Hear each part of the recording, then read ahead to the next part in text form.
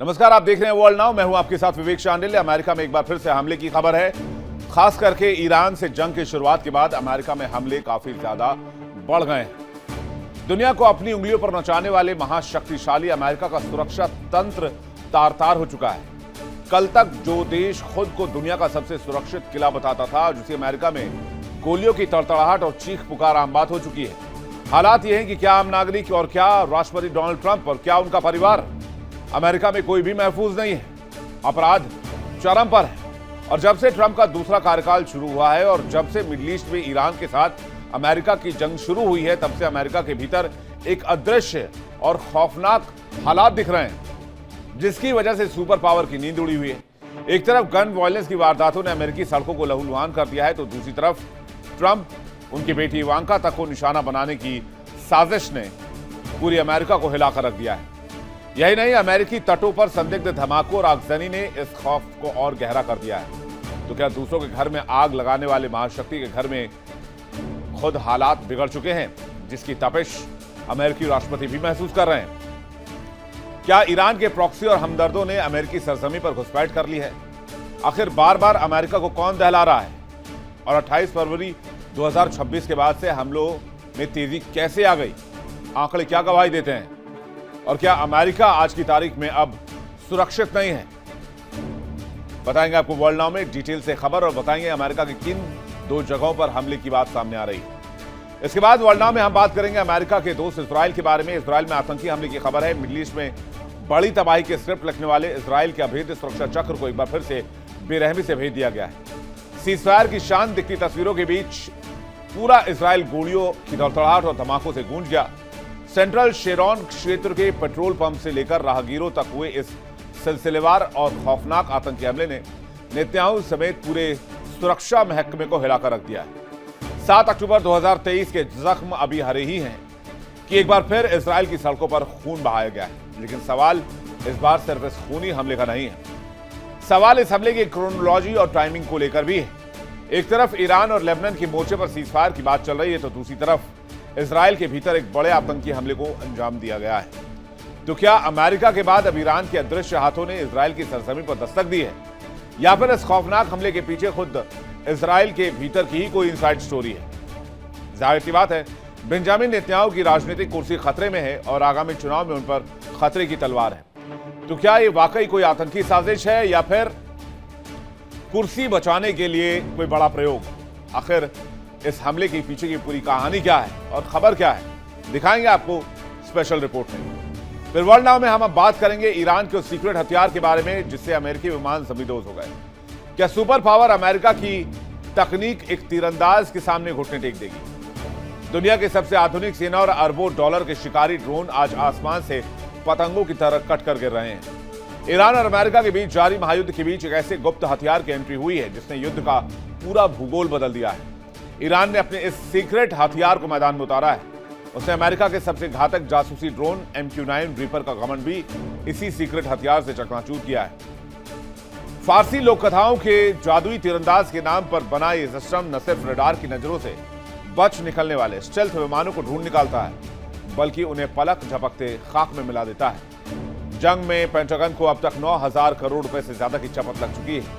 Reaper drone हो, Tomahawk मिसाइलें हो, या फिर F-35 जैसे महंगे फाइटर जेट्स, ईरान की कम लागत वाली मोबाइल तकनीक ने अमेरिका के खजाने में बड़ा छेद कर दिया है। एक तरफ होर्मुज के समंदर में ईरान की 100 से ज्यादा स्पीड बोट्स मौत का जाल बुन रही हैं, तो दूसरी तरफ आसमान में ईरान का नया तीरंदाज काल बनकर मंडरा रहा है। तो क्या अमेरिका तकनीक के मामले में ईरान से पिछड़ गया है? क्या खाड़ी के पानी में तबाही का वो मंजर आने वाला है जिसकी कल्पना तक नहीं की गई थी? और आखिर क्या है ईरान के इस सीक्रेट हथियार का रहस्य जिसने अमेरिका के सबसे महंगे और अत्याधुनिक वॉर एसेट्स को खिलौना बना दिया है? बताएंगे आपको वर्ल्ड नाउ में डिटेल से। तो चलिए शुरुआत करते हैं और देखते हैं वर्ल्ड नाउ में इन खबरों को विस्तार से। ईरान पर हमला करके ईरान का भूगोल बदलने वाले ट्रंप का देश अमेरिका। ईरान पर हमला करके ईरान में रिजीम चेंज कराने का दंभ भरने वाला देश अमेरिका।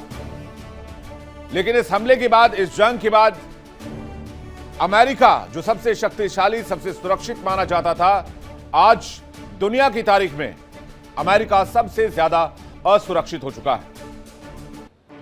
अमेरिका में कब क्या हो जाए, कहां फायरिंग हो जाए, कहां धमाका हो जाए, कहां आग लग जाए, कुछ नहीं कहा जा सकता।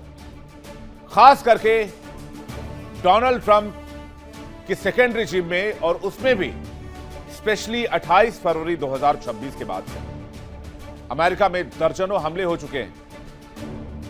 और वो कहते हैं ना, लगेगी आग तो आएंगे कई घर जद में, यहां सिर्फ हमारा मकान थोड़ी है। दुनिया को शांति के नाम पर परेशान करने वाले, ईरान को परमाणु बम के नाम पर तबाह करने वाले ट्रंप अपने ही घर को सुरक्षित नहीं रख पाए। और घर को छोड़िए, देश को छोड़िए, खुद डोनाल्ड ट्रंप ही सुरक्षित नहीं है। न ही उनका परिवार सुरक्षित है और न ही उनका देश सुरक्षित नजर आता है। सिलसिलेवार तरीके से आपको बताएंगे कैसे अमेरिका में लगातार एक के बाद एक हमले हो रहे हैं। कल तक जो अमेरिका दुनिया भर के सबसे सुरक्षित देशों में गिना जाता था, आज वही अमेरिका सबसे ज्यादा असुरक्षित नजर आता है। हर दिन अमेरिका में सुरक्षा घेरा तोड़ा जा रहा है, हर दिन हमले की खबर आ रही है। सबसे पहले कुछ तस्वीर आपको दिखाते हैं। ये देखिए तस्वीर, इस वक्त जो तस्वीर आप देख रहे हैं, ये अमेरिका में मास शूटिंग की तस्वीर है, जहां पर गोलीबारी के बाद अफरा तफरी की स्थिति देखी जा सकती है। गोलियों की आवाज सुनने के बाद अमेरिका में गोलियों की थड़थड़ाहट की आवाज आई, लोगों में अफरा तफरी हो गई। सोचिए, ये वो देश है जिसे सुपर पावर का खिताब हासिल है। और जरा आवाज सुनिए, कैसे अचानक से चारों तरफ से गोलियों की आवाज आने लगती है। एक नकाबपोश हमलावर आता है और अमेरिका में लोगों को दहलाने लग जाता है। जरा गोलियों की थड़थड़ाहट की आवाज सुनिए।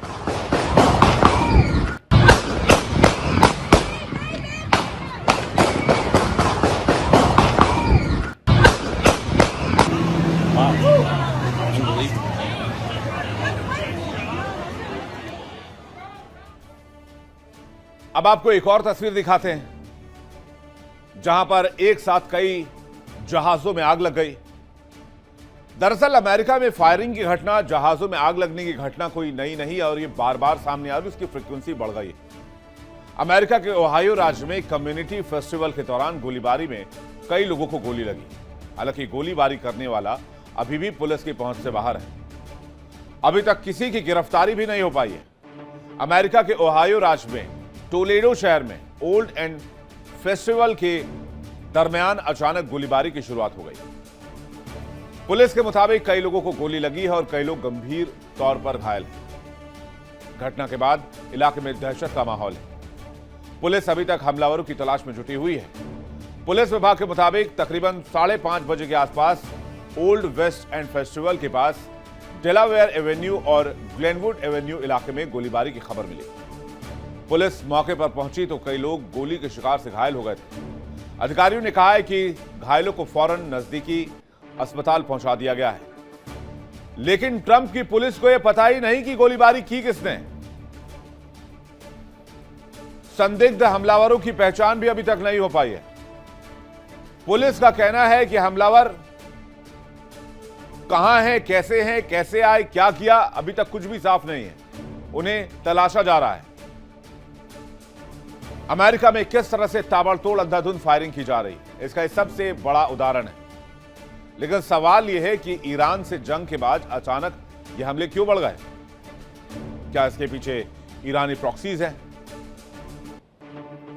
अमेरिका में ओल्ड एंड फेस्टिवल के दौरान अंधाधुंध फायरिंग की खबर आई, जिसमें ताबड़तोड़ गोलियां बरसाई गई। नकाबपोश हमलावरों ने 21 लोगों को गोली मारी। घटना के बाद घायलों को अस्पताल में भर्ती कराया गया। अमेरिकी पुलिस नकाबपोश हमलावरों को अभी तक ढूंढ नहीं पाई है। ईरान युद्ध के बीच अमेरिका में लगातार हिंसक घटनाएं बढ़ रही हैं। हाल के दिनों में यूएस के कई हिस्सों में गोलीबारी की घटनाओं ने चिंता बढ़ाई है। सुरक्षा व्यवस्था, कानून व्यवस्था पर भी सवाल उठ रहे हैं। हालांकि हमले के पीछे के कारणों की जांच की जा रही है। पुलिस ने लोगों से सतर्क रहने को कहा है और संदिग्ध गतिविधियों की सूचना देने की अपील की है। लेकिन अभी हाल ही में हमने आपको वर्ल्ड नाउ में ओहायो की ही घटना दिखाई थी। अमेरिका की एक गहरी, पुरानी और लाइलाज होती जा रही बीमारी की एक कड़ी।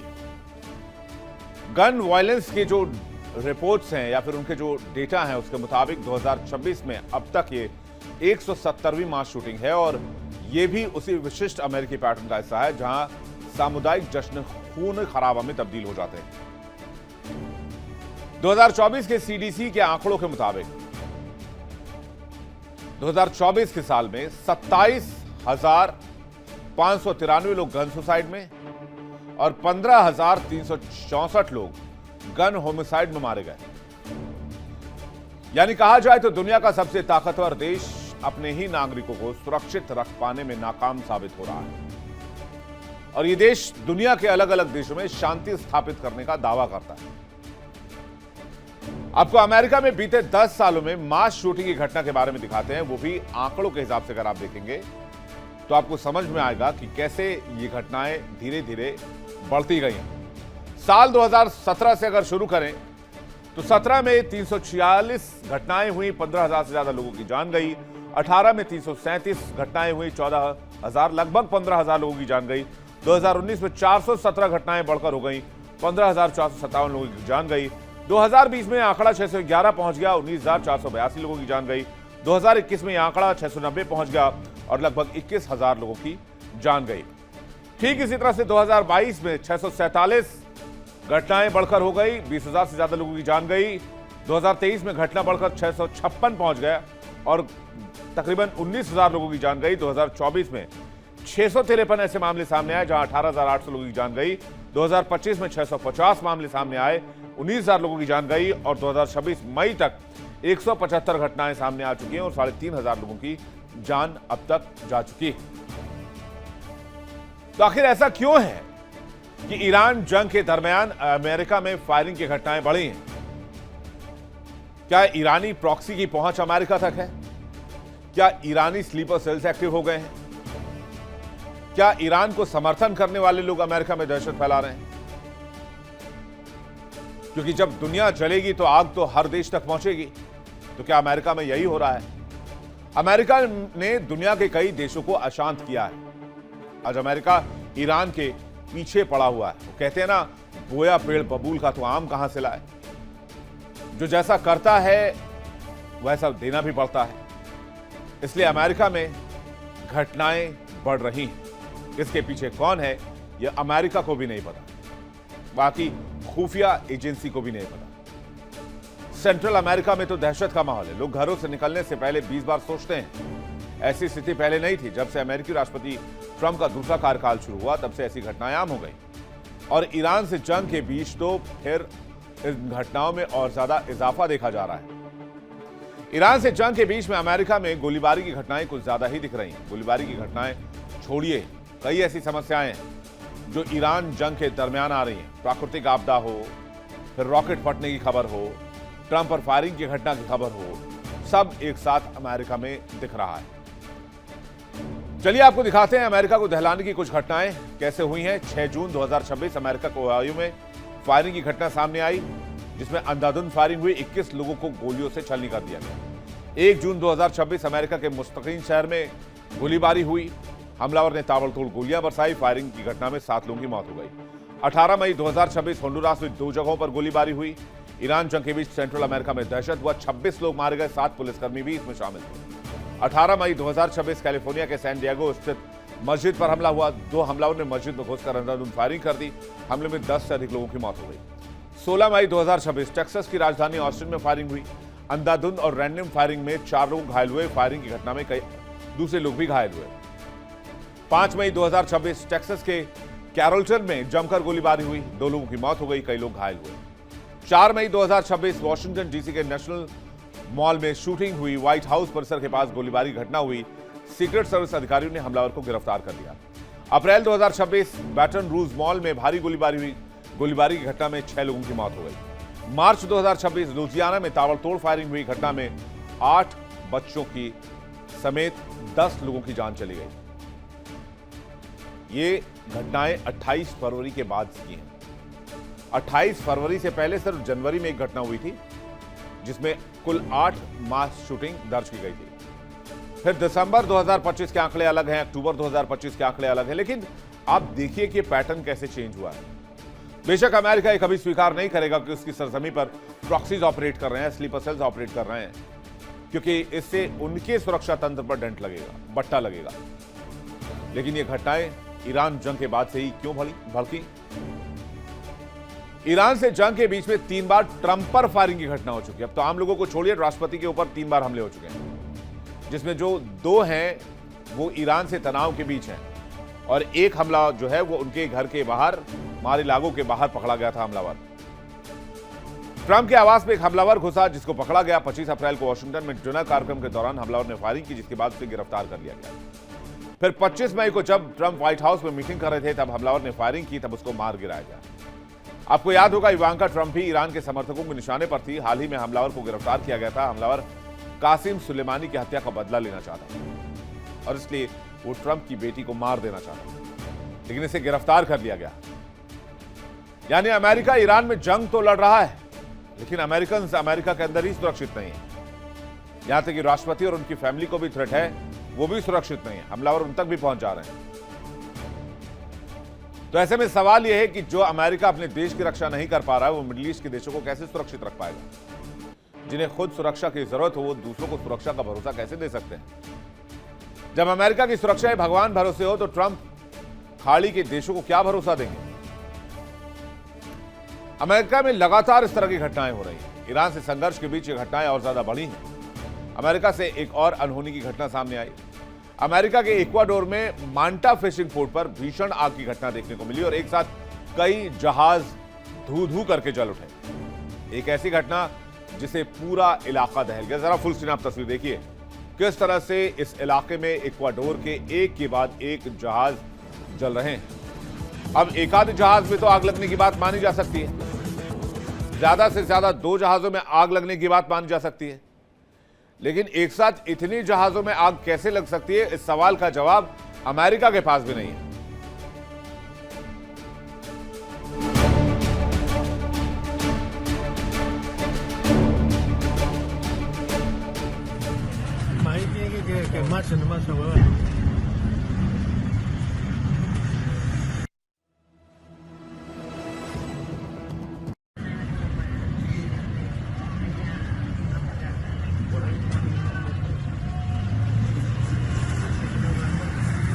तस्वीरें अमेरिका के इक्वाडोर की हैं, जहां नाव में अचानक आग लग गई। एक एक करके 20 से ज्यादा जहाज जलकर खाक हो गए। तस्वीरों को आप देख सकते हैं किस तरह से धुएं का गुबार उठ रहा है और एक एक करके जहाज इस इलाके में आग की चपेट में आ रहे हैं।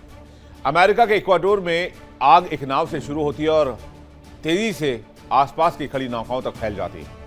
हादसे में 20 से ज्यादा जहाज जलकर खाक हो जाती है। हादसे में अब तक 2 लोगों की मौत हुई है, कई लोगों के घायल होने की खबर है। तस्वीरों में आप देख सकते हैं नावें आग की लपटों में घिरी दिख रही हैं। पोर्ट से काले धुएं का बड़ा गुबार उठता दिख रहा है। आग के दौरान कई धमाकों की आवाज भी सुनाई दी, जिसमें कुछ लोगों ने कम से कम 8 धमाकों का दावा किया है। आग की घटना कैसे हुई या किसी साजिश का हिस्सा है, यह भी अभी तक खुलासा नहीं हो पाया है। इसके बारे में भी कोई ऑफिशियल जानकारी नहीं दी गई है। लेकिन इक्वाडोर में पोर्ट पर खड़े जहाजों के बीच ये आग फैली कैसे, और ये पैटर्न ईरान के साथ संघर्ष के बाद ज्यादा दिख रहा है। खबर है कि ईरान के समर्थक अमेरिका को अंदर से अनस्टेबल करना चाहते हैं और अपने देश पर हुए हमले का बदला लेना चाहते हैं। कहते हैं इक्वाडोर के मांटा शहर के फिशिंग पोर्ट पर 20 से ज्यादा जहाज एक साथ जलने लगे। इस हादसे में 35 नावें प्रभावित हुई हैं, जिसमें 14 मछली पकड़ने वाली नाव और 21 छोटी नाव शामिल थी। इस घटना से हुए कुल आर्थिक नुकसान का अभी तक कोई आधिकारिक आंकड़ा जारी नहीं किया गया है, लेकिन माना जा रहा है कि अमेरिका में इससे कहीं ज्यादा नुकसान हुआ है। यानी ईरान में आग लगाने वाले देश की दुर्गति हो रही है और शायद ऐसी दुर्गति पहले अमेरिका की नहीं दिखाई गई। कहते हैं सरकार के लोग हो या विपक्ष या फिर मीडिया, सब एक ही भाषा बोल रहे हैं कि अमेरिकी राष्ट्रपति ट्रंप ने ईरान पर हमला करके ठीक नहीं किया और अमेरिका ने, डोनाल्ड ट्रंप ने बहाना यह बनाया कि वो अमेरिका को फिर से ग्रेट बनाना चाहते हैं। अमेरिका में क्या ईरान ने खलबली मचा रखी है? क्योंकि ईरान के पास कोई भी ऐसी मिसाइल टेक्नोलॉजी नहीं है या कोई ऐसा हथियार नहीं है जो ईरानी जमीन से उड़कर अमेरिकी जमीन तक पहुंच सके। तो क्या ईरान अपने प्रॉक्सीज का इस्तेमाल कर रहा है? ईरानी तकनीक की सीधी पहुंच अमेरिका तक नहीं है। जाहिर सी बात है, ईरान के पास प्रॉक्सी स्नाइपर सेल्स का एक बड़ा दस्ता भी रहता है और यही आरोप अमेरिका समेत दुनिया के कई देश लगाते हैं। कुल मिलाकर कहें तो अमेरिका आज के समय में सबसे ज्यादा असुरक्षित दिख रहा है। वो भी तब जब वो ईरान के साथ जंग में फंसा हुआ है। और ये बात वहां के लोग भी कह रहे हैं कि अमेरिका में आज हालात ठीक नहीं है। ट्रंप तो सत्ता में इसलिए आए थे क्योंकि वो देश को महान बनाना चाहते थे, देश को सुरक्षित बनाना चाहते थे। इसके लिए उन्होंने आइस एजेंट्स के द्वारा कई लोगों को मरवाया, कोल्ड ब्लडेड मर्डर करवाए। और यही अमेरिका अब सबसे ज्यादा अशांत है। बीच सड़क पर हमने लोगों को, अमेरिकन को गोली मारते हुए आइस एजेंट्स की तस्वीरें देखी। और अब यह तमाशा अमेरिका की गलियों में, अमेरिका के तटीय इलाकों में हर जगह शुरू हो गई है। आलम यह है कि अमेरिका में अब लोग अपने देश को छोड़ने पर मजबूर हो रहे हैं। इकोनॉमी गर्त में है और ट्रंप अभी भी ईरान को जीत लेने का दम भर रहे हैं। नजर रहेगी इस खबर पर। आगे बढ़ते हैं, अगली खबर की तरफ चलते हैं। मिडिल ईस्ट को दहलाने की साजिश रचने वाले इजराइल के घर में जोरदार अटैक हुआ। हालांकि इजराइल यह दावा कर रहा है कि यह हमला आतंकी हमला है और इससे पूरे इजराइल में हड़कंप है, लेकिन क्या यह वाकई आतंकी हमला है? इस पर बहुत बड़ा प्रश्न चिन्ह है, क्योंकि इससे पहले 2023 में इजराइल में जो हमला हुआ उसको लेकर भी कई तरह की कॉन्स्पिरेसी थ्योरी सामने आती है। अब सवाल यह वाकई आतंकी हमला है या फिर इसके पीछे की कहानी कुछ और है। चलिए पहले खबर जानते हैं। इजराइल में हुए आतंकी हमले की तस्वीर आप देख लीजिए, किस तरह से इजराइल दहल गया है। मौके पर अफरा तफरी की स्थिति रही। जरा फुल स्क्रीन तस्वीर आप देखिए। 7 जून को सेंट्रल शेरॉन क्षेत्र में गोलीबारी की सिलसिलेवार घटना सामने आई। इजराइल कह रहा है यह आतंकी हमला है और इस हमले के बाद से पूरा इलाका दहल गया। इस आतंकी हमले के बाद नेतन्याहू तक सदमे में आ गए। तो क्या ईरान के हाथ अमेरिका के बाद इजराइल तक भी पहुंच गए? क्या यह आतंकी हमला ईरान की तरफ से किया गया है? क्योंकि इजराइल और अमेरिका दोनों मिलकर कहते हैं कि ईरान प्रॉक्सीज के जरिए टेरर फैलाता है।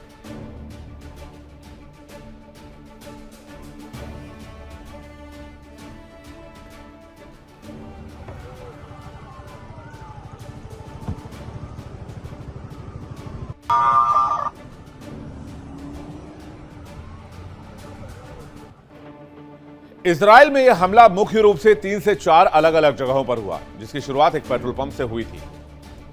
हमले के मुख्य 4 स्थान रहे कुचाव, यायर, जहां एक गैस स्टेशन पर आतंकवादियों ने गोलीबारी की। इसके बाद हमलावरों ने एक और इलाके को निशाना बनाया जहां राहगीरों को निशाना बनाया गया। हमलावर आगे बढ़े, फिर सलित की ओर गए। खबर है कि इस घटना में कई लोगों की जान गई है, लेकिन इजराइल कुछ भी खुलकर बताने को तैयार नहीं है। सुरक्षा बलों ने फौरन एक्शन लेते हुए हमलावर को मौके पर ढेर कर दिया, जबकि दूसरे की तलाश के लिए व्यापक सर्च ऑपरेशन चलाया जा रहा है। ईरान से संघर्ष और सीजफायर के बीच इजराइल में यह आतंकी हमला हुआ है। इसके बाद पूरे इलाके में इजराइल में एडवाइजरी जारी कर दी गई है। लोगों को सतर्क रहने को कहा गया है। आईडीएफ ने कहा है कि जल्द ही दूसरे आतंकी को भी धर दबोच लिया जाएगा। लेकिन क्या यह इतना आसान है? इजराइल में वो भी जंग के हालात में, जब सुरक्षा तंत्र हाईली एक्टिव है, सारी फोर्सेस हाई अलर्ट पर हैं। आतंकी हमले में क्या हुआ है, आइए देखते हैं। इजराइल के शारोन इलाके में आतंकी हमले का दावा किया जा रहा है। इजराइल कह रहा है यह आतंकी हमला था। क्षेत्र में जूर, नातान और आसपास के इलाके में भी फायरिंग की खबर है। आतंकवादियों ने अंधाधुंध गोलीबारी की है। कोचाव, यायर में भी आतंकी हमला हुआ है। एक व्यक्ति की मौत हुई, 6 से ज्यादा लोग घायल हुए हैं। इजरायली सुरक्षा बलों का दावा है कि उन्होंने एक आतंकवादी को मार गिराया है, जबकि दूसरे को पकड़ने के लिए सर्च ऑपरेशन चलाए जा रहे हैं। इस हमले के कारण इजराइल के अंदर सुरक्षा को लेकर एक बार फिर से तनाव की स्थिति है, डर की स्थिति है। इससे पहले भी इजराइल में कई बड़े आतंकी हमले हो चुके हैं। इजराइल को दहलाने की कोशिश हुई है, लेकिन ईरान संघर्ष के बीच में यह पहली बार इस तरह का आतंकी हमला देख रहे हैं। अब जब गाजा पट्टी नहीं है, हमास का सफाया हो चुका है, तो हमलावर करने वाले कौन थे, कहां से आए थे, इस पर भी सवाल है। जब गाजा पर इजराइल का कंट्रोल है, तो फिर हमलावर पहुंचे कहां से? जब बॉर्डर सील हैं और वहां पर आईडीएफ की तैनाती है, तो हमलावर अंदर घुसा कैसे? ऐसे कई सवाल हैं जो लोग सोशल मीडिया पर भी लगातार उठा रहे हैं। कुछ कॉन्स्पिरेसी थ्योरीज में यह भी कहा जा रहा है कि इजराइल के अंदर के ही लोग सरकार के खिलाफ होकर फायरिंग करके गए, या फिर इसके पीछे हो सकता है कि बेंजामिन नेतन्याहू सरकार की कोई चाल। लेकिन इतिहास में अगर देखें तो कई ऐसी घटनाएं हैं जो इजराइल को लेकर सवाल उठाती हैं कि इजराइल हमेशा से टेरर थ्रेट के अंदर रहा है।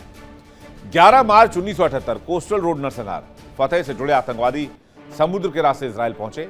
उन्होंने एक बस का अपहरण कर यात्रियों पर हमला किया, 35 लोगों को मार दिया, जिसमें 9 बच्चे शामिल थे। 70 से अधिक लोग घायल हुए थे। इसके बाद इजराइल ने लेबनान में सैन्य कार्रवाई शुरू की। 19 अक्टूबर 1994 तेल अवीव बस बम धमाका, हमास के आत्मघाती हमलावर ने बस में धमाका किया, 22 लोगों की मौत हो गई, 47 लोग घायल हुए। ये 1990 के दशक के सबसे चर्चित हमलों में से एक था। इसके बाद सुरक्षा के उपाय और कड़े किए गए। 25 फरवरी 1996 जेरूसलम बस बम धमाके, 2 बसों को निशाना बनाया गया, हमास ने इसकी जिम्मेदारी ली, 45 लोगों की मौत हो गई। इस हमले में दर्जनों लोग घायल हुए थे। देश भर में सुरक्षा अलर्ट बढ़ा दिया गया था। 4 मार्च 1996 डिजेंगॉफ सेंटर में धमाका हुआ। तेल अवीव के सबसे व्यस्तम शॉपिंग इलाका है ये, जहां पर एक आत्मघाती हमला किया गया, 13 लोगों की मौत हो गई, 100 से ज्यादा घायल हुए। इस हमले का आरोप हमास पर लगा था। 30 जुलाई 1997 महैन यहूदा मार्केट में हमला हुआ, 2 आत्मघाती धमाके हुए, 16 लोगों की मौत हुई, लगभग 180 घायल हुए। 1 जून 2001 डॉल्फिनेरियम डिस्को में हमला हुआ। तेल अवीव समुद्र तट के पास ये डिस्को है जहां पर आत्मघाती धमाका किया गया, 21 लोगों की मौत हुई, 100 से ज्यादा घायल हुए। 9 अगस्त 2001 सबारो पिजेरिया पर हमला हुआ। जेरूसलम के रेस्तरां में बम धमाका हुआ था, यह भी आत्मघाती धमाका था, 15 लोगों की मौत हुई, 130 से ज्यादा घायल हो गए। इस घटना ने पूरे इस्राइल को हिलाकर रख दिया था। 27 मार्च 2022 पासओवर नरसंहार, नेतान्या के पार्क होटल में धमाका किया गया, 30 लोगों की मौत हो गई, 40 से अधिक घायल हुए। हमला धार्मिक समारोह के दौरान हुआ। इसके बाद इजराइल ने बड़े सैन्य ऑपरेशन भी शुरू किए थे। 18 नवंबर 2014 सिनगॉग का हमला, 2 हमलावरों ने पूजा स्थल में, जिसको सिनगॉग कहा जाता है, वहां घुसकर अंधाधुंध फायरिंग की, 6 लोगों की मौत हो गई। यहां पर हमला बंदूक, चाकू और कुल्हाड़ी से किया गया था। हालांकि बाद में सुरक्षा बलों ने दोनों हमलावरों को मार गिराया। 7 अक्टूबर 2023 यह हमास का सबसे बड़ा हमला था। हमास ने गाजा से इजराइल पर अभूतपूर्व अटैक किया, सीमा पार कई कस्बों और एक म्यूजिक कॉन्सर्ट को निशाना बनाया। 1200 लोगों की मौत हुई, 250 से अधिक लोगों को बंधक बनाया गया। इसके बाद गाजा युद्ध शुरू हुआ, जिसके बाद की कहानी आपके सामने। और अब 7 जून 2024 शारोन इलाके में गोलीबारी और हमला, जिसमें कि इजराइल के कई इलाकों को निशाना बनाया गया। 1 व्यक्ति की मौत हुई है, 6 घायल हुए हैं और एक आतंकी की तलाश की जा रही है। इजराइल में 7 अक्टूबर 2023 का हमला आधुनिक इजराइल के इतिहास में सबसे बड़ा और घातक आतंकी हमला माना जाता है, जबकि 11 मार्च 1978 का कोस्टल रोड नरसंहार लंबे समय तक देश का सबसे घातक आतंकी हमला रहा। लेकिन आज एक और आतंकी हमला इजराइल में हुआ। बेंजामिन नेतन्याहू को इस बारे में ब्रीफ दिया गया है और जल्द ही नेतन्याहू सिक्योरिटी मीटिंग करने वाले हैं। और यह सब कब हो रहा है? जब लेबनान के पीएम लगातार ये कह रहे हैं कि ईरान को हमारे मामलों में दखल देने की आवश्यकता नहीं है और लेबनान इजराइल से सीजफायर करना चाहता है। खबर यह भी है कि ईरान और इजराइल के बीच जंग फिर से शुरू हो सकती है, क्योंकि अभी ईरान ने एक दिन पहले ही इजराइल के कई शहरों को निशाना बनाया और इजराइल में जो आतंकी हमला हुआ है उसे लेकर कई सवाल भी उठने लगे। सवाल सबसे ज्यादा टाइमिंग को लेकर है। अभी इजराइल और लेबनान फिर से सीजफायर में आ चुके हैं। ईरान के साथ अमेरिका इजराइल का भी सीजफायर है। नेतन्याहू चाहते हैं कि दोनों मोर्चे पर खतरे का सफाया कर दिया जाए, लेकिन अमेरिका दोनों मोर्चों पर सीजफायर कराकर बैठा हुआ है। तो सवाल ये, क्या बेंजामिन नेतन्याहू ऐसा कोई अटैक प्लान करवा सकते हैं ताकि ईरान पर लेबनान में फायर करने का मौका मिल जाए? हालांकि अभी तक आतंकियों के बारे में कोई विशेष जानकारी सामने नहीं आई है, लेकिन माना जा रहा है कि इजराइल इसका आरोप ईरान या फिर ईरान प्रॉक्सीज पर लगाएगा ताकि अमेरिका इजराइल को हमले के लिए फिर से छूट दे दे और फिर से इजराइल दोनों जगहों पर तबाही शुरू कर सके। वैसे अमेरिका जब जब इजराइल को सीजफायर के लिए कहता है, इजराइल और बेंजामिन नेतन्याहू कोई ना कोई ऐसी चाल चलते हैं जिससे शांति की बात नहीं बन पाती है। और यह भी एक वजह है कि इन दिनों बेंजामिन नेतन्याहू और राष्ट्रपति ट्रंप के बीच हालात ठीक नहीं है। दोनों के बीच 36 का आंकड़ा हो चुका है और दोनों एक दूसरे के धुर विरोधी हो चुके हैं। उधर इजराइल में नेतन्याहू का भी विरोध जमकर हो रहा है। बार बार जंग की मोर्चा खोलने और इजराइल को जंग में झोंकने के लिए नेतन्याहू को जिम्मेदार बताया जा रहा है। इजरायली लोग यही मान रहे हैं कि नेतन्याहू अपने तीनों भ्रष्टाचार के केस को दबाने के लिए जंग में इजरायल को फंसाए रखना चाहते हैं। उधर इजरायल में प्रधानमंत्री बेंजामिन नेतन्याहू की सरकार का कार्यकाल अक्टूबर 2026 तक ही निर्धारित है। हालांकि बढ़ते राजनीतिक दबाव और युद्ध की परिस्थिति की वजह से चुनाव समय से पहले सितंबर-अक्टूबर 2026 के आसपास होने की संभावना जताई जा रही है। तो क्या नेतन्याहू अपनी छवि को सुधारने के लिए और फिर से इजरायल को जंग में झोंकने के लिए इस तरह की कोई प्लानिंग कर सकते हैं? कुछ भी नहीं कहा जा सकता है और इस पॉइंट पर पहुंचना अभी जल्दबाजी होगी। देखना होगा कि इजरायल आगे आतंकी हमले को लेकर क्या खुलासा करता है और जब दूसरा आतंकी पकड़ा जाता है तो उससे क्या बातें निकलकर सामने आती है। इस खबर पर हमारी नजर रहेगी। अपडेट्स हम आप तक लगातार पहुंचाते रहेंगे। अगली खबर की तरफ चलते हैं। अमेरिका और ईरान के बीच डील पर बात नहीं बन पा रही है और विवाद भी बढ़ता जा रहा है। खबर है कि अमेरिका ईरान के बीच भारी भयंकर जंग के बीच ईरान ने अपने एक और बेहद गुप्त हथियार आराश ए कमनगीर को मोर्चे पर लगा दिया है। इससे अमेरिका के सबसे अत्याधुनिक जासूसी ड्रोन MQ-9 रीपर को होर्मुज के पास पतंगों की तरह मार गिराया गया है। इस अनोखे डिफेंस सिस्टम में रडार की नजरों से बचने वाले स्टेल्थ विमानों को भी ढूंढ निकालने की गजब की ताकत है। एक्सपर्ट्स का मानना है कि ईरान ने तकनीक के मामले में खुद को अमेरिका के सामने साबित किया है और आज की तारीख में ईरान तकनीक के मैटर में बहुत मजबूत है कि वो इस तरह के सस्ते और मोबाइल डिफेंस सिस्टम से अमेरिका के अरबों खरबों रुपए के खतरनाक अत्याधुनिक हथियारों को होर्मुज की खाड़ी में मटिया मेट कर रहा है। अब अमेरिका और ईरान के बीच भले ही शांति की बातचीत का हाई वोल्टेज ड्रामा चल रहा हो, लेकिन पर्दे के पीछे से दोनों ही एक दूसरे पर वार करने का कोई ना कोई बहाना ढूंढ लेते हैं। एक तरफ जहां जंग खत्म करने की बड़ी बड़ी बातें हो रही है तो दूसरी तरफ हमले भी जारी हैं और नए नए हथियारों की पैमाइश की जा रही है कि मेरे पास ये है तो तुम्हारे पास क्या है, तो मेरे पास ये है। अब इस बीच ईरान ने पहली बार अपना ऐसा सीक्रेट हथियार मैदान में उतार दिया जिसके बारे में कहा जा रहा है कि यहां अमेरिका के F-35 से लेकर MQ-9 रीपर तक सब फ्लॉप है। जरा तस्वीर आप देखिए जिसका जिक्र किया जा रहा है। जो तस्वीर मैं आपको दिखाना चाह रहा हूं उसके बाद मैं आपको बताऊंगा इस सबसे खतरनाक शिकारी की ताकत।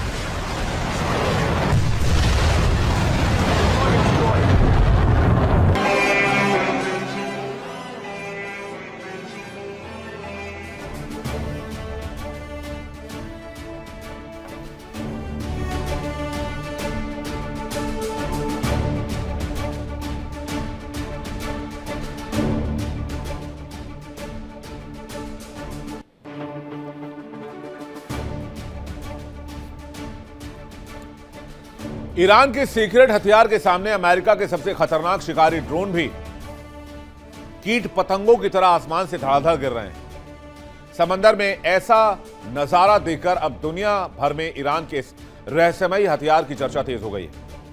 हाल ही में ईरान ने दावा किया कि उसने होर्मुज के ऊपर उड़ रहे अमेरिका के सबसे एडवांस जासूसी ड्रोन MQ-9 रीपर को फिर मार गिराया है। सबसे हैरान करने वाली बात यह है कि इसके लिए ईरान ने अपने नए सीक्रेट एयर डिफेंस सिस्टम आराश ए कमनगीर का इस्तेमाल किया है, जो देखने में किसी दूसरे हथियार की तरह ही दिखता है, लेकिन यह गुप्त सिस्टम पलक झपकते अमेरिका के हाई टेक ड्रोन्स को कीट पतंगों की तरह शिकार बनाता है। चलिए इस अमोघ अस्त्र के बारे में जान लीजिए जो ईरान का सीक्रेट वेपन बताया जा रहा है। नाम है आराश ए कमनगीर। जैसा कि मैंने आपको बताया, आराश ए कमनगीर ईरान की लंबी दूरी की मिसाइल से जुड़ा हुआ है। इसका उद्देश्य दूर स्थित रणनीतिक लक्ष्यों पर सटीक हमला करना है। आधुनिक गाइडेंस सिस्टम इसकी प्रमुख विशेषता मानी जाती है। कम समय में लॉन्च करने की क्षमता पर जोर दिया गया है। दुश्मन के सैन्य ठिकानों और महत्वपूर्ण बुनियादी ढांचों पर सटीक निशाना लगाया जा सकता है। इलेक्ट्रॉनिक जैमिंग के बीच भी यह लक्ष्य तक पहुंचने की ताकत रखता है। ईरान की प्रतिरोधक रणनीति का अहम हिस्सा मानी जाती है। इसका नाम फारसी वीर धनुर्धर आराश के सम्मान में रखा गया है। कहते हैं आराश ए कमनगीर का नाम पौराणिक योद्धा के नाम पर है। ईरानी मीडिया के मुताबिक अमेरिका के इस घातक जासूसी ड्रोन को ईरान के केश्म आइलैंड के पास घेरा गया और मार गिराया गया। यह पहली बार है जब ईरान ने इस सीक्रेट एयर डिफेंस सिस्टम का इस्तेमाल किसी लाइव ऑपरेशन में किया है और दुनिया को इसके बारे में जानकारी दी है। आराश ए कमनगीर का फारसी में मतलब होता है अराश द आर्चर यानी तीर अंदाज वाला महान योद्धा। इसका नाम फारसी लोक कथाओं में एक महान नायक के नाम पर रखा गया है, जिसने देश को विदेशी गुलामी से बचाने के लिए तीर कमान उठाया था। ईरानी अधिकारियों का कहना है कि छिपी हुई और अनोखी ताकतों से लैस यह नया सिस्टम अमेरिका के उन स्टेल्थ विमानों को भी आसानी से आसमान में फाड़ सकता है, जो रडार की नजरों से बच निकलने की ताकत रखते हैं। उधर ईरान के इस बड़े दावे पर दुनिया भर के डिफेंस एक्सपर्ट्स में बहस चल गई है। कई रक्षा विशेषज्ञों का कहना है कि ईरान अब खुद मिसाइल और एयर डिफेंस डिजाइन करने में आत्मनिर्भर हो चुका है। वो पूरे युद्ध के अर्थशास्त्र को ही बदल रहा है, जहां बेहद सस्ते और साधारण सिस्टम के जरिए दुश्मन के अरबों रुपए के जटिल हथियारों को आसानी से तबाह किया जा रहा है। एक और सिक्योरिटी एक्सपर्ट हैं एलेक्स अल्मेडा। उनका यह मानना है कि ये कोई जादुई हथियार नहीं है, बल्कि ईरान के मोबाइल एयर डिफेंस का एक नया अलग रूप है। यह सिस्टम किसी बड़े और फिक्स रडार स्टेशन के बजाय हीट के जरिए टारगेट लोकेट करने वाली या इलेक्ट्रो ऑप्टिकल तकनीक पर काम करता है। अमेरिका ईरान की लड़ाई में लगभग 50 जहाज डुबो दिए गए हैं ईरान की तरफ से, और अमेरिका लाचार खड़ा बस देख रहा है। 100 दिन की जंग में 50 जहाज यानी हर 2 दिन में एक जहाज डूबता रहा और अमेरिका खामोशी से देखता रहा। मिडिल ईस्ट की आग ऐसी भड़की कि ट्रंप ना उसे रोक पाए ना कंट्रोल कर पाए, और आज ट्रंप एक अनगाइडेड मिसाइल बन चुके हैं, जिन्हें पता नहीं कि करना क्या है। एक बहुत मशहूर कहावत होता है कि आगे कुआं और पीछे खाई, तो अब ट्रंप किधर जाएं? पूरा मामला क्या है विस्तार से जानते हैं। मिडिल ईस्ट की जंग की शुरुआत के समय में ऐसा लगा कि ट्रंप हफ्ते 2 हफ्ते में यह जंग जीत जाएंगे और ईरान घुटनों पर आ जाएगा, लेकिन 100 से ज्यादा दिन का वक्त हो चुका है। ना तो जंग रुकी है, ना डील हो पाई है। ट्रंप की हालत यह है कि सोते जागते हर टाइम एक ही शब्द चिल्लाते हैं, ईरान मुझसे डील कर ले, मैं ईरान को बेस्ट ऑफर दे रहा हूं। ट्रंप हर समय यही कहते हैं कि ईरान से अच्छी बातचीत चल रही है, ईरान से जल्द डील हो जाएगी, लेकिन हकीकत यह है कि ट्रंप की कोई सुन ही नहीं रहा है। ना तो ट्रंप की मुश्तबा खामनेई सुन रहे हैं, ना शी जिनपिंग सुन रहे हैं, ना पुतिन सुन रहे हैं, ना भारत सुन रहा है, ना यूरोपियन यूनियन सुन रहा है, ना यूरोप का कोई देश सुन रहा है, ना ब्रिटेन सुन रहा है, ना फ्रांस सुन रहा है, कोई नहीं सुन रहा। इसलिए ईरान से डील आसान नहीं है। याद कीजिए 8 अप्रैल सीजफायर वाला दिन, 8 मई बीत गया, 8 जून भी गया, लेकिन आज तक डील नहीं हो पाई।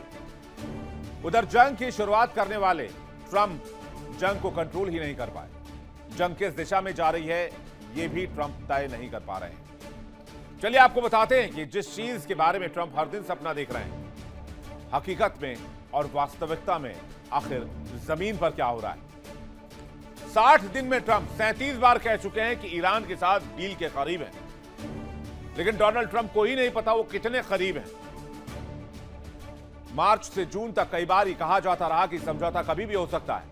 कई बार तो ट्रंप ने कहा कि बस कुछ दिन और, फिर डील डन का दावा। ईरान अमेरिका की शर्तें मान चुका है, लेकिन 2 महीने बीतने के बाद भी कोई अंतिम समझौता नहीं हुआ है, और न ही ईरान ने कभी यह कहा कि मैंने अमेरिका की शर्तें मानी हैं। 8 अप्रैल को सीजफायर हुआ, फिर भी डील की मंजिल दूर नजर आ रही है। हर नए बयान में ट्रंप कहते हैं डील हो चुकी है, लेकिन नतीजा सिफर होता है। ट्रंप के लगातार दावों की विश्वसनीयता पर सवाल उठने लगे हैं। सवाल यह कि अगर डील इतनी करीब थी तो 60 दिन के बाद भी ईरान के साथ समझौता क्यों नहीं हो पाया। और याद कीजिए मार्को रूबियो जब भारत दौरे पर थे, तो मार्को रूबियो ने कहा था कि ईरान के साथ डील क्लोज हो चुकी है और चंद घंटे में अमेरिकी राष्ट्रपति इसका ऐलान करेंगे। यानी अमेरिका में किसी लीडर को पता ही नहीं कि आखिर हो क्या रहा है। ट्रंप के कंट्रोल में ना तो इजराइल है, ना नेतन्याहू है। ट्रंप के कंट्रोल में अमेरिका भी नहीं है, ईरान भी नहीं है, ना तो अमेरिकी सीनेटर है। ट्रंप के कंट्रोल में ना जिनपिंग है, ना पुतिन है। दूसरे कार्यकाल में ट्रंप एक टायरेंट की तरह है, तानाशाह की तरह, और चुटकी बजाते हुए उन्हें लगा कि वो पूरी दुनिया के सुपर बॉस बन जाएंगे, अमेरिका जो चाहेगा वही होगा। लेकिन ईरान ने डोनाल्ड ट्रंप के इस घमंड की ऐसी हेकड़ी निकाली कि सारी बादशाहत खत्म हो गई, और अब ट्रंप के बूते की बात ही नहीं रह गई। ट्रंप कहते हैं बेंजामिन नेतन्याहू को कि लेबनान पर हमले बंद करो। Benjamin Netanyahu 4 extra missile Lebanon पर दागते हैं। ट्रंप ईरान को कहते हैं कि इजराइल पर हमला मत करना। इजराइल ड्रोन और मिसाइल हमले का शिकार होता है। ईरान 4 एक्स्ट्रा मिसाइल मारता है। चलिए आपको ग्राफिक्स के जरिए बताते हैं कि ट्रंप के कंट्रोल में अब क्या क्या नहीं रहा है। मिडल ईस्ट की लड़ाई ट्रंप के कंट्रोल से बाहर जा चुकी है। स्ट्रेट ऑफ हॉर्मुज के कब्जे की लड़ाई ट्रंप के कंट्रोल से बाहर चुकी है। ईरान के फैसले की लड़ाई ट्रंप के कंट्रोल से बाहर हो चुकी है। नेतन्याहू की रणनीति और नीति ट्रंप के कंट्रोल से बाहर हो चुकी है। लेबनान में सीजफायर ट्रंप के कंट्रोल से बाहर हो चुकी है। अमेरिकी नागरिक ट्रंप के कंट्रोल से बाहर हो चुके हैं। युद्ध की दिशा और अवधि ट्रंप के कंट्रोल में नहीं है। ईरान के साथ परमाणु वॉर या परमाणु deal, enriched uranium deal Trump के कंट्रोल में नहीं है। अमेरिकी सीनेटर्स ट्रंप के कंट्रोल में नहीं है। दुनिया में दादागिरी की बैंड ईरान बजा चुका है। वैश्विक तेल बाजार उनके कंट्रोल में नहीं है। रूस के पुतिन और चीन के शी जिनपिंग उनके साथ डील नहीं करना चाहते। यानी डील मास्टर डिजास्टर मास्टर बन चुका है। डोनाल्ड ट्रंप ने जनवरी 2025 में दूसरी बार व्हाइट हाउस में कदम रखा तो डोनाल्ड ट्रंप को लगा कि वो पूरी दुनिया को अपने मुट्ठी में कर लेंगे। वो डील करेंगे, जीत दिलाएंगे, अमेरिका फर्स्ट बनाएंगे। लेकिन 1.5 साल के अंदर ही अमेरिका का बेड़ा गर्क कर दिया डोनाल्ड ट्रंप ने। मिडिल ईस्ट की लड़ाई में फंसा दिया। कांग्रेस में बगावत हो गया, रिपब्लिकन्स में भी बगावत हो गया। देश के अंदर बूइंग हो रहा है उनके खिलाफ। पोल नंबर्स जो आ रहे हैं वो लगातार गिरते जा रहे हैं। ये महज फरवरी के बाद से शुरू हुआ और 4 महीने में अमेरिका बिखरने के कगार पर है। पिछले साल 2025 के जून में 12 दिन की लड़ाई हुई जिसमें अमेरिका ने ईरान पर कई हवाई हमले किए, न्यूक्लियर साइट्स को निशाना बनाया। फिर जनवरी 2026 में ईरान पर बड़े पैमाने पर प्रोटेस्ट की शुरुआत हुई। अमेरिका को लगा कि इस बार हमला हुआ तो ईरान में रिजीम चेंज हो जाएगा। 10 से 12 दिन का मैटर है। लेकिन आईआरजीसी ने ऐसा नहीं होने दिया। आईआरजीसी ने जंग का दायरा बढ़ा दिया। जंग तकरीबन 40 दिन तक चली और संघर्ष को 100 दिन तक हो चुके हैं। लेकिन अभी भी हालात वही हैं। इस बीच ट्रंप को हूटिंग का दंश भी झेलना पड़ रहा है। यानी अब वो पब्लिक के बीच जा रहे हैं तो पब्लिक उनका विरोध कर रही है। अमेरिका के सबसे मशहूर अखाड़े मैडिसन स्क्वायर गार्डन में एनबीए फाइनल्स का तीसरा मैच न्यूयॉर्क निक्स बनाम सैन एंटोनियो स्पर्स का था। जो तस्वीर इस वक्त आप देख रहे हैं ये वही तस्वीर है। डोनाल्ड ट्रंप एनबीए में पहुंचने वाले, फाइनल में पहुंचने वाले इतिहास के पहले अमेरिकी राष्ट्रपति बने। लेकिन ये उनके लिए गर्व का क्षण होना चाहिए था, लेकिन हुआ कुछ और। ट्रंप को जब जंबॉटन पर दिखाया गया तो स्टेडियम में हूटिंग सुनाई दी। राष्ट्रगान के दौरान ट्रंप को स्क्रीन पर दिखाया गया तो भीड़ ने जोरदार हूटिंग कर दी। जरा फुल उसकी तस्वीर आपको दिखाते हैं किस तरह से डोनाल्ड ट्रंप का अमेरिका के अंदर विरोध हो रहा है। और ये शोर शराबा, ये हूटिंग अमेरिकन अपने ही राष्ट्रपति के खिलाफ कर रहे हैं।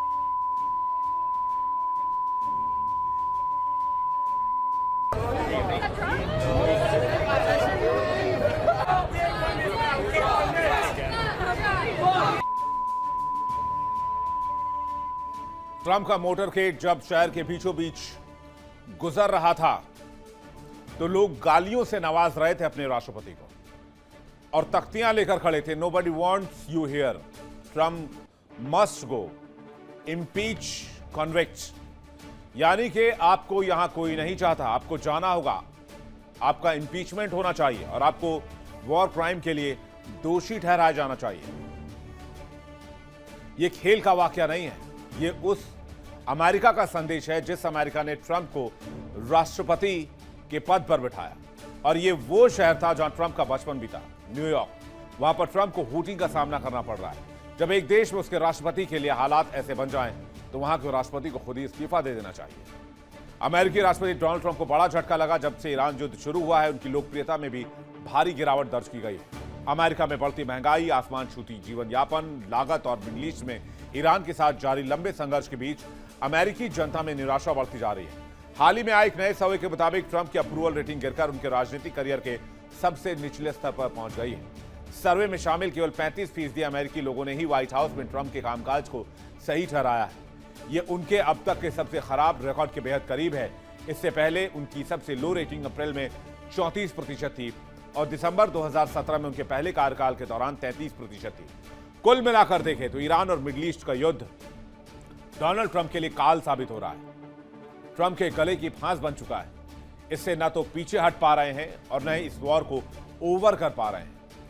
रेटिंग्स जो आई है वो क्या आई है, उस पर जल्दी से देख लेते हैं किस तरह से ट्रंप का ग्राफ गिरा है। यह है ट्रंप का ग्राफ जो औंधे मुंह धड़ाम हो गया जमीन पर। ट्रंप की अप्रूवल रेटिंग दूसरे कार्यकाल में सबसे निचले स्तर पर आ गई है। सिर्फ 35% अमेरिकी उनके कामकाज से संतुष्ट दिखे हैं। 10 में से 4 से भी कम अमेरिकी ट्रंप का समर्थन कर रहे हैं। आंकड़ों के मुताबिक ट्रंप की नेट अप्रूवल रेटिंग -18.7 में ट्रंप के पहले कार्यकाल के इसी दौर से यह सबसे खराब स्थिति है। अर्थव्यवस्था के मुद्दे पर भी ट्रंप का विरोध हो रहा है। इकोनॉमी पर उनकी नेट अप्रूवल -30 से नीचे चली गई है। शपथ ग्रहण के समय 47% अप्रूवल के साथ शुरुआत हुई थी। मई 2026 तक ये गिरकर 38%, और ये ट्रंप और रिपब्लिकन पार्टी के लिए सबसे बड़ा चिंता का विषय बन रहा है, क्योंकि भाई साहब को मिड टर्म इलेक्शंस में भी तो जाना है। मिड टर्म इलेक्शंस में भी तो मुंह दिखाना है, वोट लेने हैं। कैसे जीतेंगे जब ये हालत है? विदेशी मोर्चों पर दुश्मन बेकाबू है, घर के लोग नाराज हैं। हाउस फॉरेन अफेयर्स कमेटी की सुनवाई में secretary of state Marco Rubio से ट्रंप की फिटनेस फॉर ऑफिस तक सवाल पूछ लिए गए और सुनवाई बार बार तीखी होती चली गई। सीनेट में पीट हेगसेथ से कई तीखे सवाल पूछे गए। ट्रंप की वॉर नीति का हर तरफ विरोध हो रहा है। उधर टैरिफ के मार ने अमेरिकी जनता की कमर तोड़ दी है। महंगाई पर ट्रंप की नेट अप्रूवल -30 से नीचे चली गई है। यह उनके दूसरे कार्यकाल का सबसे बुरा आंकड़ा है। ईरान जंग को लेकर अमेरिकी जनता और सीनेटर भी विरोध कर रहे हैं। रिपब्लिकन कांग्रेस में भी असंतोष है। मागा की जो एकजुटता 2025 में थी, 2026 के मिड टर्म इलेक्शंस की आहट के साथ ये टूटती बिखरती नजर आ रही है। हर सांसद अपनी सीट बचाने की जद्दोजहद में लगा है और इसलिए वो ट्रंप से दूर हो जाना चाहता है। हाल ही में अमेरिकी सीनेट में एक बिल पास हुआ जिसमें कहा गया कि अब ट्रंप अपनी मनमानी नहीं कर पाएंगे और जंग में कोई भी एक्शन लेंगे तो अमेरिकी सीनेट की मंजूरी जरूरी होगी। और यह बिल अमेरिकी संसद में ध्वनि मत से पारित कर दिया गया। ट्रंप कुछ नहीं उखाड़ पाए। उधर नेतन्याहू वो भी ट्रंप के फाइनल वार्निंग को बार बार नजरअंदाज कर रहे हैं। ट्रंप कहते हैं हमने नेतन्याहू को समझा दिया, अब वो हमला नहीं करेंगे। ईरान से अमेरिका की बातचीत चल रही है। उधर नेतन्याहू जैसे ही डोनाल्ड ट्रंप से फोन पर बात करते हैं वो कहते हैं यस योर हाइनेस, और जैसे ही फोन रखते हैं आईडीएफ को आदेश देते हैं इस बार 8 की जगह 12 मिसाइल लेबनान पर दागना। फिर अमेरिका के व्हाइट हाउस से फोन आता है, अभी हमने आपको मना किया था, आपने फिर से हमला कर दिया। फिर वो कहते हैं कि हमला तो आदेश तो हमने आपके फोन आने से पहले ही दे दिया था, तो हम क्या करें। इसलिए ईरान लेबनान के बारे में कह रहा है कि आपने हमला किया है, सीजफायर नहीं मानेंगे। ट्रंप नाराज होकर इजराइल को फोन करते हैं, कहते हैं आपने लेबनान पर हमला किया, ईरान के साथ डील नहीं हो पाएगी। ट्रंप ने क्या कुछ कहा है वो बयान आपको सुनवाते हैं। We had a very good conversation and he was hit and he hit back and I can't blame him for that, but he was hit, he hit back and now they've called it quits, so they're gonna just leave each other alone for another week or something. We had a very good conversation and he was hit and he hit back and I can't blame him for that, but he was hit, he hit back and now they've called it quits, so they're gonna just leave each other alone for another week or something. यानी Trump कह रहे हैं कि उन्होंने Netanyahu को मना कर दिया, लेकिन नेतन्याहू डोनाल्ड ट्रंप की कोई बात नहीं मान रहे हैं। हर दिन लेबनान पर हमले हो रहे हैं। दूसरी ओर सोचिए कि जिस देश में उसके राष्ट्रपति के खिलाफ वोटिंग हो रही हो, जंग में कोई कंट्रोल ना हो, दूसरे देश के नेता सबसे खास अलाई बात नहीं मान रहे हो, पुतिन, जिनपिंग और किम को रोकने का जो सपना देख रहे थे, वो तीनों नेता अमेरिका के साथ अलाइन नहीं है। ट्रंप ने दावा किया था कि मैं सत्ता में आया तो 24 घंटे में यूक्रेन युद्ध समाप्त करा दूंगा और अमेरिका आज की तारीख के बाद किसी भी जंग में नहीं उलझेगा। यह वादा था ट्रंप का, लेकिन ना तो रूस यूक्रेन युद्ध बंद हुआ और जहां तक नए युद्ध में नहीं उलझने की बात थी तो पिछले 100 दिन से कहानी मैं आपको रोज सुना रहा हूं। इधर पुतिन ने ट्रंप की शर्त नहीं मानी। अमेरिका और रशिया के बीच परमाणु करार टूट गया और जंग तो अपनी जगह है ही। शी जिनपिंग के साथ ट्रेड वॉर में उलझे हुए हैं, लेकिन चीन ने अपनी जमीन नहीं छोड़ी है। टैरिफ का सबसे ज्यादा नुकसान खुद अमेरिकी उपभोक्ताओं को हुआ है। अप्रूवल रेटिंग में साफ नजर आ रहा है। जिस चीन को टैरिफ से दबाने की कोशिश की, ट्रंप ने कुछ ही दिन पहले किया था इस टैरिफ का ऐलान, लेकिन उसी देश के साथ जिसके साथ वो टैरिफ लड़ रहे थे, उस देश में जाते हैं और डील के लिए गड़गड़ाते हैं। किम जोंग को रोकने का सपना देखने वाले ट्रंप उसी किम जोंग से डील की बात करते हैं। किम ने 2 दिन पहले अपना परमाणु हथियार का जखीरा दिखाया और कहा कि नॉर्थ कोरिया किसी के सामने घुटने नहीं टेकेगा। अगर ढंग से रहे तो बातचीत होगी और नहीं तो फिर हम अपने हिसाब से निपटेंगे। कुल मिलाकर कहें तो ट्रंप को इस जंग ने मटियामेट कर दिया है। ट्रंप एकमात्र अमेरिकी राष्ट्रपति हैं जिन पर अपने कार्यकाल में 2 बार महाभियोग चला गया है। साफ नजर आ रहा है ट्रंप की कुंडली में बर्बादी लिखी है। वो जिस चीज को हाथ लगा दे उसकी बर्बादी तय है। फिर चाहे वो अपनी फैमिली बिजनेस, फिर चाहे वो अमेरिका का सुपर पावर का तमगा, फिर चाहे वो अमेरिका ही क्यों ना हो। चलिए आगे बढ़ते हैं। अमेरिका और ईरान के बीच 100 दिनों से संघर्ष जारी है। अमेरिकी सेना घेरेबंदी लगाकर बैठी है, दूर से गोलीबारी कर रही है, लेकिन होर्मुज पर नजर बनाए रखने और आसमानी शिकारी जो अमेरिका इस्तेमाल कर रहा है, वो दोनों ही जमींदोज हो जा रहे हैं। अब तक 50 जहाज लगभग डुबो चुका है या मार गिरा चुका है ईरान। और ये वो ईरान है जिसके बारे में ट्रंप कहते हैं कि ईरान की सेना खत्म कर दिया। अमेरिकी सेना में शामिल आसमानी शिकारी होर्मुज में ईरानी स्पीड बोट्स का शिकार करने आया था, लेकिन खुद ही शिकार हो गया। तस्वीर आपको दिखाते हैं। खबर है अमेरिकी सेना का हेलीकॉप्टर अपाचे मार गिराया गया। ये वही हेलीकॉप्टर है जिससे सबसे मुश्किल ऑपरेशन को अंजाम दिया गया था और ओसामा बिन लादेन को अमेरिकी सेना ने मार गिराया था। ये जो तस्वीर सामने आई है, जरा फुल स्क्रीन देखिए। ईरानी बोट्स पर हमले के लिए अमेरिकी हेलीकॉप्टर आया था। हालांकि ट्रंप प्रशासन का दावा है कि अपाचे हेलीकॉप्टर तकनीकी खराबी की वजह से स्ट्रेट ऑफ होर्मुज के पास क्रैश हुआ। अमेरिकी राष्ट्रपति ट्रंप ने न्यूयॉर्क में पत्रकारों से बातचीत के दौरान घटना की पुष्टि की है।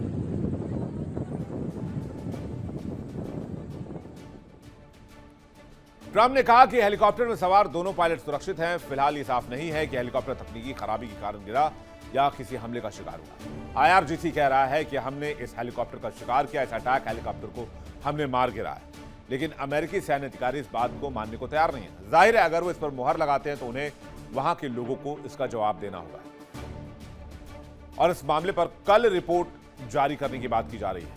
लेकिन खबर यही है कि स्ट्रेट ऑफ होर्मुज के पास अपाचे हेलीकॉप्टर को जमींदोज कर दिया गया। अब जिस अपाचे हेलीकॉप्टर को जमींदोज किया गया है, उस हेलीकॉप्टर की तस्वीर भी आपको दिखाते हैं, जो आया था शिकार करने लेकिन खुद शिकार हो गया। IRGC के जवान ताबड़तोड़ गोलियां दाग रहे इस हेलीकॉप्टर पर, जिसको आप इस वक्त अपनी स्क्रीन पर भी देख रहे हैं। अमेरिकी सेना स्ट्रेट ऑफ होर्मुज में Apache helicopter, MQ-9 reaper drone, FA-18 और F-35 लड़ाकू विमान अभी तक गंवा चुकी है।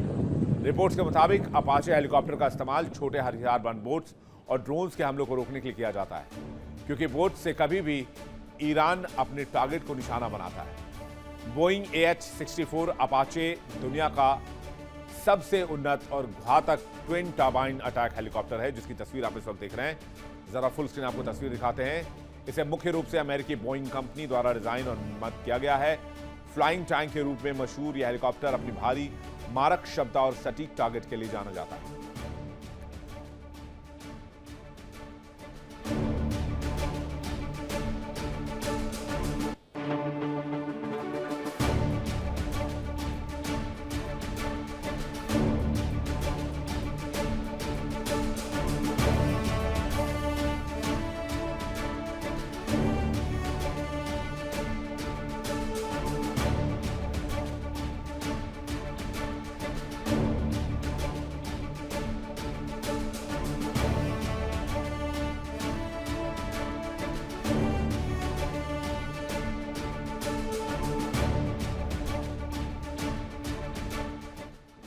अमेरिका के इस विध्वंसक हेलीकॉप्टर के बारे में जान लीजिए।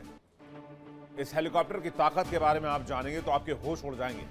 लेकिन ईरान की दहलीज पर यह ताकतवर शिकारी भी शिकार हो गया। अपाचे दुनिया के सबसे खतरनाक और सबसे विध्वंसक अटैक हेलीकॉप्टर्स में गिना जाता है। यह टैंक बख्तरबंद वाहन दुश्मन के ठिकानों को नष्ट करने में सक्षम है, यहां तक कि इससे मिसाइल तक फायर किया जा सकता है। अपाचे हेलीकॉप्टर में 30 mm की M230 गन चेन गन लगी होती है। ये हर मिनट में सैकड़ों राउंड फायर करती है। अपाचे हेलीकॉप्टर हेल फायर मिसाइलें दाग सकता है, टैंक और मजबूत लक्ष्यों को तबाह कर सकता है। Hydra 70 rocket, Stinger air to air मिसाइलें भी इसमें लगाई जा सकती हैं। यहां तक कि खराब मौसम में भी ऑपरेट करता है और दुश्मनों का पता लगा सकता है। अपाचे हेलीकॉप्टर में मजबूत आर्मर होता है जो गोलियों से सुरक्षा देता है। अपाचे हेलीकॉप्टर की अधिकतम गति 293 किलोमीटर पर घंटा है। अपाचे दिन और रात और हर मौसम में ऑपरेशन करने में सक्षम है। अमेरिकी सेना इसे घातक युद्धक टैंकों के खिलाफ एक माहिर हेलीकॉप्टर के तौर पर मानती है। इसके मॉडल नेम की बात की जाए तो मॉडल नेम है AH-64। इसमें 2 क्रू होते हैं। रफ्तार अधिकतम 293 है और इसे बोइंग कंपनी अमेरिका में बनाती है। यह एक साथ 16 हेल फायर मिसाइल के साथ चल सकता है। 30 mm गन से सटीक हमला करता है जो ऑटोमेटिक मशीन गन है। हर मौसम में ऑपरेशन संभव है। इराक, अफगानिस्तान, मिडिल ईस्ट की कई लड़ाइयों में इस हेलीकॉप्टर ने अपने आप को प्रूव किया है। लेकिन यह हेलीकॉप्टर ईरान की दहलीज पर हाँफ रहा है और अब तक 1 से ज्यादा हेलीकॉप्टर जो ऐसे हैं वो मार गिराए गए हैं। और वो तब जब होर्मुज में ईरान के करीब बड़े पैमाने पर अमेरिकी सैनिक मौजूद है, सैन्य साजो सामान मौजूद है और मिडिल ईस्ट में एक बहुत बड़ा अमेरिकी सैन्य बेस भी मौजूद है जिसकी गिनती लगभग 2 दर्जन के करीब है। अमेरिकी सेना इस मिशन में अपाचे हेलीकॉप्टर के अलावा MQ-9 reaper drone, F-15E, F-18, F-35 जैसे अत्याधुनिक लड़ाकू विमानों का इस्तेमाल कर रही है। लेकिन इनमें से कोई एक ऐसा नाम नहीं है जो इस युद्ध में ना डुबाए गए। और अब खबर है कि ईरान और होर्मुज के पास अमेरिका ने कई ऐसे विमानों को और एक्टिव कर रखा है जिस पर ईरान की टेढ़ी नजर पड़ गई है।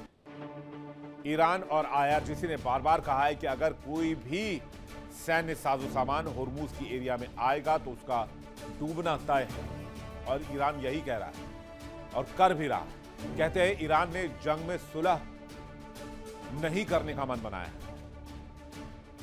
और ईरान अपने आइलैंड से ऑपरेट कर रहा है और इसी वजह से, इन छोटे छोटे आइलैंड्स की वजह से अमेरिका ईरान पर बढ़त नहीं हासिल कर पा रहा है। अब ये जो तस्वीर इस वक्त आप देख रहे हैं, ये वो तस्वीर है जो ये साफ साफ बताती है कि अमेरिकी मौजूदगी के बीच ईरान की ताकत क्या है। अब जरा आप देखिए, खार्ग द्वीप जो कि अमेरिका की नजर में वहां ताकत है, फारूर द्वीप, केश द्वीप, लेसा चुनब, केश द्वीप, होर्मुज द्वीप, इसके साथ साथ लार्क, ग्रेटर चुनब, अबू मूसा और सिरी, यानी कुल मिलाकर अगर आप देखें तो 1, 2, 3, 4, 5, 6, 7, 8, 9 और 10 आइलैंड हैं और यही है ईरान की असली ताकत, क्योंकि यहां पर IRGC की फोर्स तैनात है और इस इलाके से कोई भी जहाज गुजरता है जो ईरान से परमिशन ना लेकर जा रहा हो वो उसको यहां पर रोक लेते हैं और वापस जाने को कहते हैं। अगर वो जहाज फिर भी आगे बढ़ता है तो फिर उस जहाज पर ईरान कब्जा कर लेता है। तो ईरान को अपनी ताकत का अंदाजा है, इसलिए ईरान, खबर यह है कि कोई डील करने में इंटरेस्ट नहीं है। तो शायद इसलिए जैसे ही अमेरिका ने अपनी नरमी बरती, ईरान ने इजराइल को दहला दिया। खबर है कि इजराइल के पीएम नेतन्याहू से ट्रंप की दोबारा बातचीत हुई। ट्रंप ने फोन कर नेतन्याहू को हल्काया और कहा कि ईरान पर हमला करने के बारे में सोचा तो अमेरिका से बुरा कोई नहीं होगा और नेतन्याहू, जंग में तुम अकेले पड़ जाओगे। इजराइल और ईरान के दोनों के हुए बमबारी को लेकर नेतन्याहू से ट्रंप ने फोन पर बातचीत की। इस बातचीत का क्रक्स क्या था, यह भी देख लीजिए। डोनाल्ड ट्रंप ने साफ साफ कहा कि अगर आपने ईरान पर पलटवार किया तो ये सीजफायर का वोल्यूशन माना जाएगा। इसलिए इजराइल को संयम बरतने की चेतावनी दी गई। ट्रंप ने चिंता जाहिर की कि क्षेत्रीय संघर्ष और बड़ा रूप ले सकती है। ट्रंप ने कहा कि हमला जारी रखोगे तो अकेले पड़ जाओगे। सैन्य कार्रवाई के साथ साथ कूटनीति को भी मौका मिलना चाहिए। ईरान के साथ वार्ता की संभावनाओं को बचाए रखना प्राथमिकता है। ट्रंप नहीं चाहते कि शांति वार्ता पूरी तरीके से डिरेल हो जाए। नेतन्याहू और ट्रंप के बीच रणनीति को लेकर मतभेदों की चर्चा भी चल रही है। डोनाल्ड ट्रंप छटपटा रहे हैं कि कोई तो उन्हें इस जंग से निकाल दे। पुतिन को फोन मिलाया, पुतिन से बातचीत की, जिनपिंग के घर गए, जिनपिंग से बात की।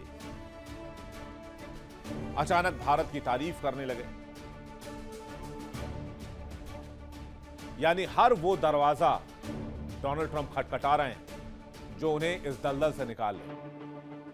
लेकिन सारा गेम खराब होता है नेतन्याहू की तरफ से, और इसलिए नेतन्याहू को ट्रंप बार बार फोन करके समझा रहे हैं। इजराइल को वार्न करने लगे और कह रहे हैं लेबनान के साथ जंग रोक दो, क्योंकि हर हाल में डील चाहिए। तो क्या दांव पर इजराइल लगाएंगे डोनाल्ड ट्रंप?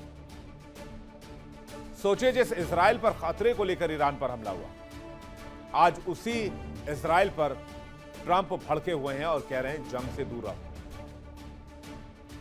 लेकिन क्या अमेरिका इजराइल को बचाने नहीं आया था? जाहिर सी बात है।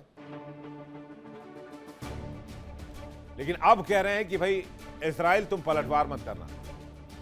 मतलब इजराइल भी मार खाता रहे अमेरिका के साथ साथ। ईरानी हमले में जब इजराइल की मदद अमेरिका ने नहीं की तो सवाल उठ गया कि ट्रंप क्या अब जंग में नहीं लड़ना चाहते? सवाल हां में है। एक तरफ अमेरिका को बिलियंस ऑफ बिलियंस डॉलर का नुकसान हो चुका है, तो दूसरी तरफ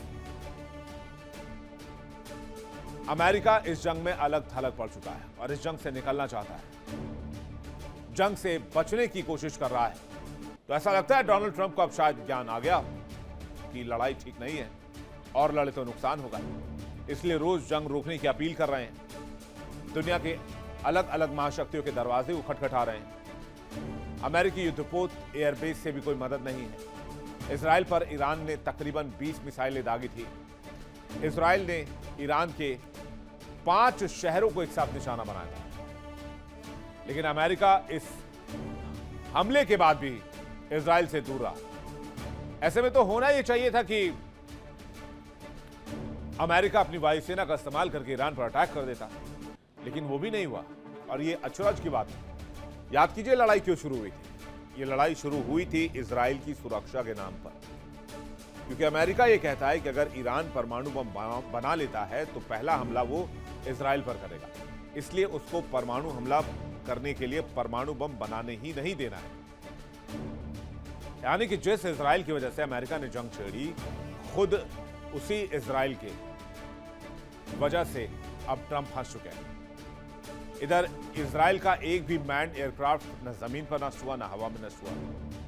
इजराइल के 18 से भी स्लो मूविंग यूएवी ड्रोन मारे गए और सिर्फ मिसाइलें खत्म हुई हैं। लेकिन अमेरिका के लगभग 50 जहाज गिराए जा चुके हैं। यह फर्क बताता है कि इजराइल की रणनीति और अमेरिका की रणनीति में कितना बड़ा अंतर है। इजराइल ने अपने पायलटों के सामने जो पायलट भेजना कम किया, ड्रोन ज्यादा भेजे, जबकि अमेरिका ने मैन्ड एयरक्राफ्ट ज्यादा उड़ाए और कीमत भी चुकाई। और इसी वजह से अब तक अमेरिका के लगभग 50 से ज्यादा जहाज डूब चुके हैं। उधर ट्रंप और पीट हेगसेथ बार बार कहते हैं कि अमेरिकी फोर्स का ईरान के आसमान पर टोटल कंट्रोल है। लेकिन जब भी इस टोटल कंट्रोल वाले आसमान पर डोनाल्ड ट्रंप अपने सैनिकों को भेजते हैं, चाहे वो फाइटर जेट में भेजें, चाहे वो अटैक हेलीकॉप्टर में भेजें, इन सब को ईरान मार के समंदर में जमींदोज करता है।